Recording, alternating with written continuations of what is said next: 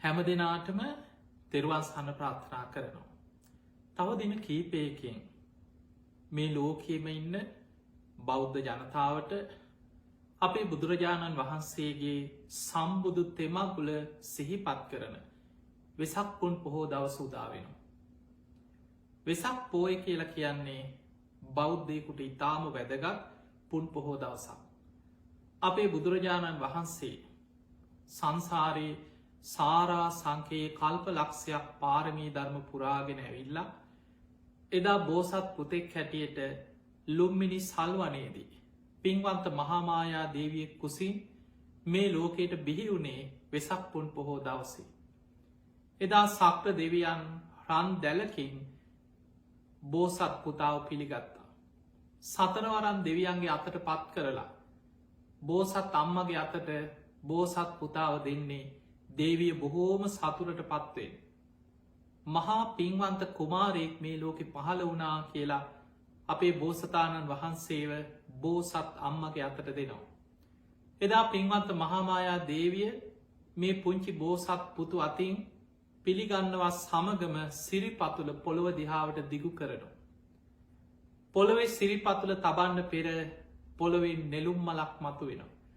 උතුරු දිසාවට පියවර 7ක් ගමන් කරනවා. පියවරෙන් පියවර පුංචි සිරිපා පිළිගන්නේ නෙළුම් මල් පහළ වෙලා. සිංහනාදයක් කරා උතුරු දිසාවට පියවර 7ක් ගමන් කරලා සිංහනාදයක් කරනවා. අග්ගෝ හමස්මි ලෝකස්ස, ජෙට්ටෝ හමස්මි ලෝකස්ස, සෙට්ටෝ හමස්මි ලෝකස්ස, අයමන්තිමා ජාති නත්තිදානි පුනක් බව.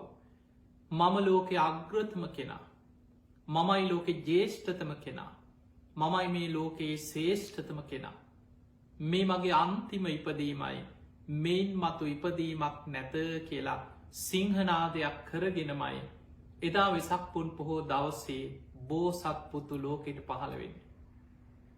ඒවගේමයි වෙසක් පුන් පොහෝ දවසේ අපේ බෝසතාණන් වහන්සේ වසර 29ක් ගිහි ජීවිතය ගත කරලා අභිනිශ්ක්‍රමණය කරලා අවුරුදු 6කට ආසන්න කාලයක් ශරීරයට අනේක විද දුක් පීඩා දෙමින් දුෂ්කරක්‍රියා කරලා. එදා වෙසක් පුන් පොහෝ දවසේ සුජාතාවගේ කිරිපිඩු දානේ වළඳලා සොත්තියත් බමුණාදීපු කුසතනමිටි යටත් අරගෙන සුදු වැලි තලාතරින් ගලාගෙන යන නේරංජනා නදියෙන් එතර වෙලා ඇසතු බෝධි මූලේ නැගෙනහිර දිසාවට මුහුණලා කුසතන එලලා වැඩ සිටිමි. රාත්‍රී පළවෙනියාමි පුබ්බේ නිවාසානුස්සති ඥානෙ, රාත්‍රී දෙවනියාමි චුතු පාතඥානෙ, රාත්‍රී තුන්වෙනියාමි පටිච්ච සමුපාදය අනුලෝම ප්‍රතිලෝම වසයෙන් විමසල අවසන් වෙනවා සමගම උන්වහන්සේ සසර පුරපු පාරමී ධර්මයන්ගේ බලයෙන් උන්වහන්සේගේ හිත සියලු කෙලෙසුන්ගෙන් සියලු ආශ්‍රවයන්ගේ මිදිලා ගුරු උපදේශ රහිතව සම්මා සම්බුද්ධත්වයට පත් වනා. ඒ වෙසක් පුන් පොහෝ දවසකමයි. ඒවගේ අපේ බුදුරජාණන් වහන්සේ අවුරුදු 45ක් අවබෝධ කරගත් ධර්මය ලෝකෙට දේශනා කරමින් සම්බුදු කෘත්‍යය ඉටු කරා. භික්‍ෂු භික්‍ෂුණි උපාසක උපාසිකාවන් 100,000 ගණනින් ලක්ෂ ගණනින් ලෝකෙ පහළ වුණා. ඒ අය ධර්මය ගැන ව්‍යක්ත විසරද බහුශ්ෘත ධර්ම දර ශ්‍රාවකයන් එදා ලෝකෙ පහළ වුණා. අසංකේය ගණන් දෙව් බමුණු ධර්මය අවබෝධ කරගත්තා. මේ ලෝකෙ මොන තරම් පිරිසක් බුදුරජාණන් වහන්සේගෙන් බණහලා සසර දුකින් එතර වුණාද. අපේ බුදුරජාණන් වහන්සේත් මේ ලෝකෙ හැම කෙනෙක් වගේම දින සති මාස අවුරුදු ගෙවීගෙන ගිහිල්ලා උන්වහන්සේත් වයසට ගිය. අවුරුදු 80ක් වෙනකොට බුදුරජාණන් වහන්සේත් වයෝවෘදයි. ආනන්ද හාමුදුරන්ට දේශනා කරන ආනන්ද දැන් තථාගතයන් වහන්සේගේ ශරීරය හරියට ජග්ගර සකටක් දිරාගිය කරත්තයක් වගේ. බොහොම අමාරුවෙන් පාරි පිළිසකර කරලා අරගෙන යන්න. බුදුරජාණන් වහන්සේ බේලුව ගමේ අවසාන වස්කාලි ගත කරනකොට උන්වහන්සේ හොඳටම ගිලන් වුණා. මාරාන්තික බඩේ අමාරුවක් පව වැළඳුණා. චාපාල චෛත්‍යස්ථානයේ අසලදී ආයු සංස්කාර අතහැරලා තව හරියටම මාස 3කින් පිරිනිවන් පානවා කියලා අධිෂ්ඨාන කරපු අපේ බුදුරජාණන් වහන්සේ වෙසක් පුන් පොහෝ දවසක එදා මල්ල රජදරුවන්ගේ උපවර්තන සාල වනෝද්‍යානයේ සල්ගස් දෙකක් අතර උතුරට හිසලා සිංහ සෙයාවේ සැතපිලා උන්වහන්සේ අනුපාදිශේෂ පරිනිර්වාණ දහත්තුවෙන් පිරිනිවන් පාවදාලා ඒත් වෙසක් පුට් බොහෝ දවසක. පිංහතුනි බුදුරජාණන් වහන්සේ වැඩ සිටිද්දී. වෙසක් පෝය හැටියට බුදුරජාණන් වහන්සේගේ මේ උපන්දිනය සිහිපත් කිරීමක්කත් එහෙම කිසිම දෙයක් මහණනේ අද මගේ උපන්දින එහෙම කොහෙවත් සඳහන් වෙලා නෑ.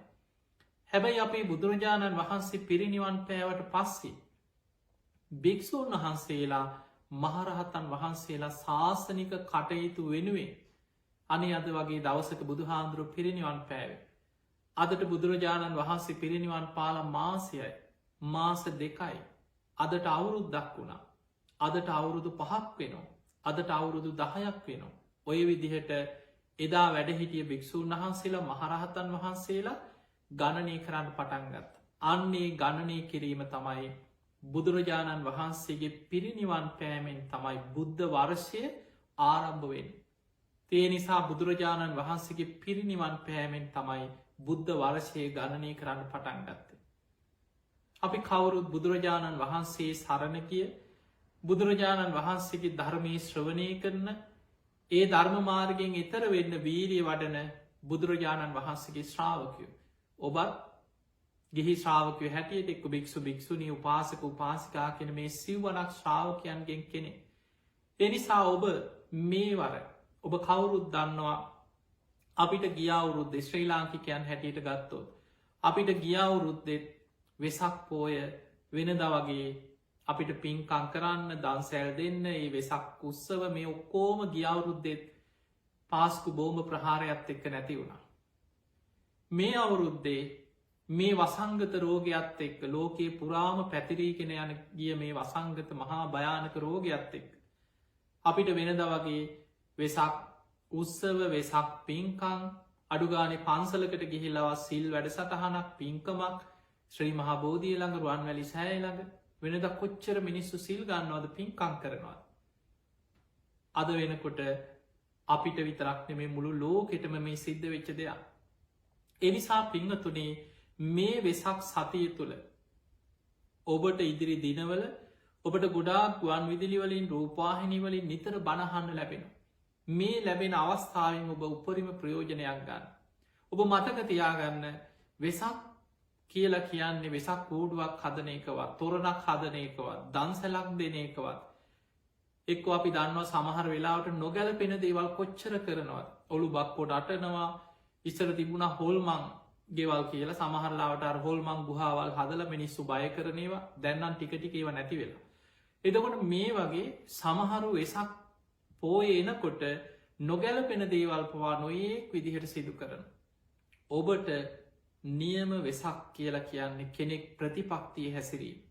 බුදුරජාණන් වහන්සේ පිරිනිවන් පාන වෙලාවේ අහසින් මදාරාමල් ඉසිමින් දෙවියන් පූජා පවත්වන.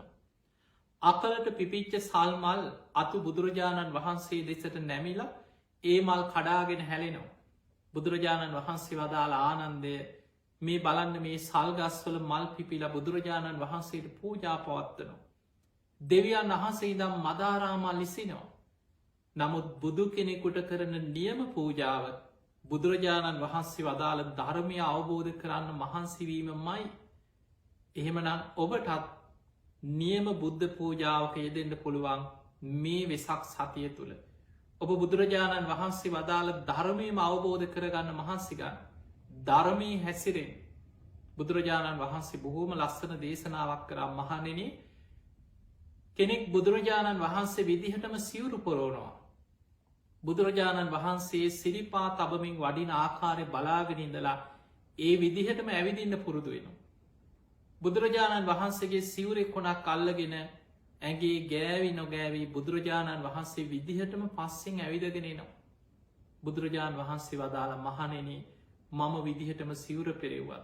තතාගතයන් වහන්සේගේ ඇගේ ගෑවි නොගෑවී ඒ විදිහටම ඇවිදින්න පුරුදු වෙලා ළඟින්ම දැවටි පස්සෙන් ආවත්. එයාගේ හිතේ ධර්මය නැත්නම්. එයා අප්‍රමාදීව ධර්මාවබෝධයට වීරිය වඩන්නේ නැත්නම්. එයා බුදුරජාණන් වහන්සේට ගොඩාක් තුරින් ඉන්න කෙනෙ. එයාට බුදුන් දකින්න බෑකිව. හැබැයි යම් කිසි කෙනෙක් යොදුන් ගානක් ඈත ඉඳන් භාවනා කරනවා, සිල් රකින්නවා, ධර්මාවබෝධයට වීරිය වඩනවා. එයා කොච්චර දුර හිටියත් එයා බුදුරජාණන් වහන්සේට ධර්මයෙන් ළඟින්ම ඉන්න කෙනෙක්. මහණෙනි, ඒ කෙනා තමයි කිව්වා ධර්මයෙන් බුදුන් දකින්න. ඔබ දන්නවා වක්කලි හාමුදුරන්ට බුදුරජාණන් වහන්සේ දේශනා කරේ වක්කලේ බුදුරජාණන් වහන්සේගේ රූපේ දිහා බලාගෙන ඉඳලා ඔබට බුදුන් දකින්න බෑ. යෝ ධම්මං පස්සති සෝ මං පස්සති. ඔබ ධර්මය දකින්න. ධර්මයෙන් ඔබට මාව දකින්න පුළුවන්. එහෙමනම් ඔබට මේ වෙසක් සතිය තුළ ඔබ නිතර බණහන්න. ඔබ හොඳට නිති පන්සිල් රකින්න. ගිහි ශ්‍රාවකයෙක් නම් නිති පන්සිල් රකින්න. අඩුම ගානේ බුදුගුණ සිහි කරන්න. මේ වෙසක් සතිය තුළ දවසකට පැය භාගයක්වත් බුද්ධානුස්සති භාවනාවකයි දෙන්න. ආනාපාන සතිය, මෛත්‍රී භාවනාව ඔබ එදිනෙදා පුරුදු කරන ඒ භාවනාවක වැඩිපුරේදේ ඔබට සැබෑම ආකාරයට මේ බුද්ධ ශාසනය තුළ ධර්මය සඳහන් ආකාරයට මේ වෙසක් සතිය තුළ බුදුරජාණන් වහන්සේට ලංවෙන්න පුළුවන්. ධර්මය තුළින් බුදුන් දකින්න පුළුවන්. ඒ නිසා අපි ඔබ හැම දෙනාටම ආශිර්වාද කරමින් ඔබට අපි යෝජනා කරන්නේ මේ ඉදිරි දින කීපය තුළ පසු තැවිතැවින්නේ පනේ අපිට වෙසක් නැති වුණා කියලා. මේ ලෝකෙටම ඔබටවත් මේ අපේ රටට ගමකට වෙච්ච දෙයක් නෙමෙයි. ලෝකේ පුරා රටවල් 200 ගානක මිනිස්සු කෝටි ගානක් මිනිස්සු අසරණ වෙච්ච මහ විශාල විපතක් මේ. ඔබ මෙහෙම හරි බේරිලා ඉන්නවා. ඔබට වටිනාම දේ තියෙනවා. බුද්ධ ශාසනයේ ලෝකේ වටිනාම දේ අපිට ලැබිලා තියෙනවා. ඒ නිසා ප්‍රමාදීව ධර්මයේ පිහිටන් වෙසක් පොය දවසේ එදා මල්ල රජදරුවන්ගේ උපවර්තන ශාල වනෝද්‍යානයේ බුදුරජාණන් වහන්සේ පිරිනිවන් පාන්න පෙර අවසාන බුද්ධ වචන නිතර සිහි කරන්න. හන්දදාන භික්කවේ ආමන්තය මහණෙනි අවසාන වශයෙන් ඔබලා අමතනවා. වයදම්මා සංඛාරාමේ සියලු සංස්කාර අනිත්‍යයි. අප්‍රමාදේන සම්පාදීත අප්‍රමාදීව කුසල් වඩන්න කියලා බුදුරජාණන් වහන්සේ පිරිනිවන් පෑවේ. අන්නේ බුද්ධ වචනය වෙසක් සතිය තුළ හිතට ගන්න. බුද්ධ ශාසනය කියලා කියන්න වෙන කිසි දෙයක් නෙවෙයි. මහා විශාල ගොඩනැගිලි, විශාල පින්කම්, පෙරහැරවල්, තොරන් ඒවත් බුද්ධ ශාසනය වෙනුවෙන් ශ්‍රද්ධාවෙන් ගොඩනගන දේවල්. නමුත් බුද්ධ ශාසනය කියලා බුදු හාමුදුරුව පෙන්නුවේ සබ්බ පාපස්සා කරන. සියලු පාපි අකුසල් වලින් වැළකී කුසලස් උපසම්පදා පින් කිරීම, කුසල් කිරීම, සචිත්ත පරියෝදපන තමන්ගේ හිත දමනය කරගන්න මහන්සි ගැනීම බණ භාවනාවකේදී ඒ තම් බුද්ධානු ශාසනයි තමයි බුදුවරුන්ගේ බුද්ධ ශාසනය. ඒ නිසා මේ වෙසක් සතිය තුළ සැබෑ බුද්ධ ශ්‍රාවකයෙක් හැටියට ධර්මය තුළ පිහිටලා ධර්මය තුළින්ම බුදුන් දකින්න ඔබ හැම දෙනාටම ශක්තිය, ධෛර්යය, වීරිය, වාසනාව මේ සියල්ල සැලසේවා කියලා අපි හදවතින්ම ඔබට ආශිර්වාද කරනවා. ඔබ හැම දෙනාටම තෙරුවන් සරණයි.